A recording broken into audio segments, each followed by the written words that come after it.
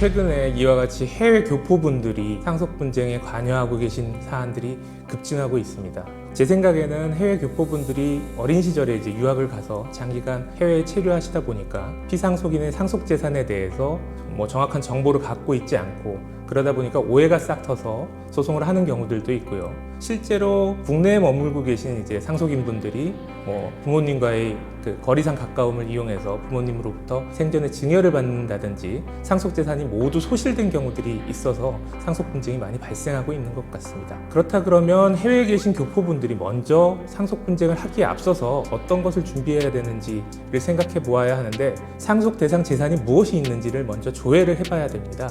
해외에 거주하고 계신데 어떻게 조회를 할 수 있을까? 이 부분 갖고 고민하시는 분들이 많습니다. 간단하게요, 아포스티유 공증을 통해서 국내에 있는 변호사 또는 대리인에게 위임을 해주시면 상속 원스톱 서비스라고 저희 나라에서 아주 잘 돼 있는 그 재산 조회 서비스가 있습니다. 그 서비스를 대리인들이 이용해서 상속 대상 재산을 조회할 수 있습니다.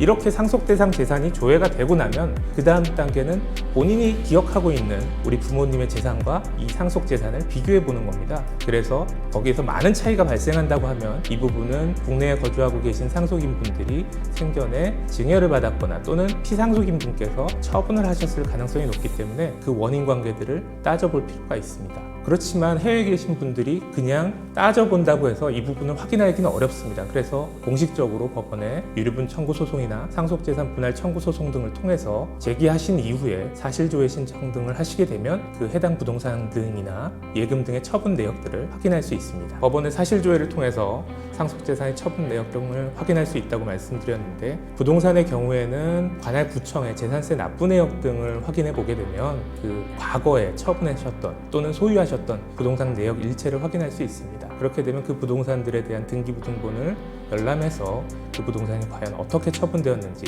다른 상속인에게 증여 또는 매매가 되었는지 이런 부분들을 확인해서 상속재산 분할이나 유류분 청구 소송에서 활용할 수 있고요.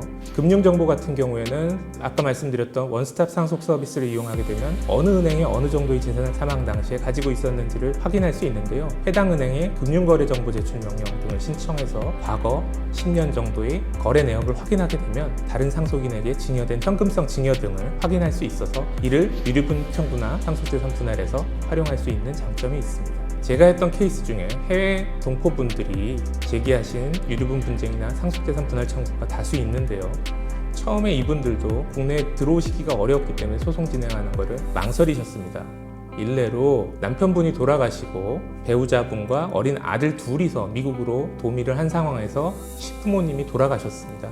그래서 아들과 배우자분이 대습상속인으로서 권리를 가지고 유류분 청구 소송을 진행하고 싶은데, 아들들은 어린 나이에 미국에 가는 바람에 현재 지금 장성했지만 병역법 위반이 적용돼서 국내에 나올 수 없는 상황이었습니다. 그래서 저희에게 아포스티유 공증을 통해서 위임장을 주셨고, 그를 통해서 상속재산을 조회한 다음에 대부분의 재산이 처분된 내역을 확인하고 저희가 상속재산 분할 청구를 시작하게 되었습니다.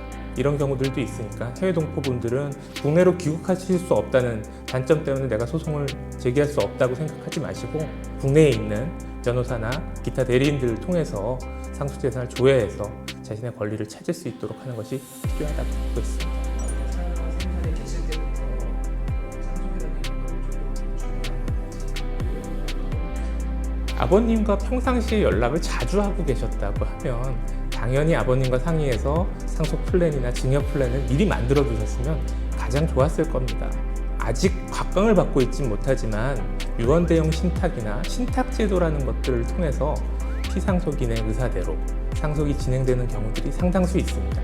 이렇게 진행될 경우에 그 유류분 청구나 이런 것에서도 자유롭게 피상속인의 의사대로 상속재산이 전달될 수 있기 때문에 아버님과 해외에서도 자주 교류를 하고 계시다고 하면 당연히 아버님과 상의해서 미리 증여를 통한 절세 플랜이나 또는 상속을 어떻게 할 것인지에 대해서 상의하시는 것이 반드시 필요하다고 하겠습니다.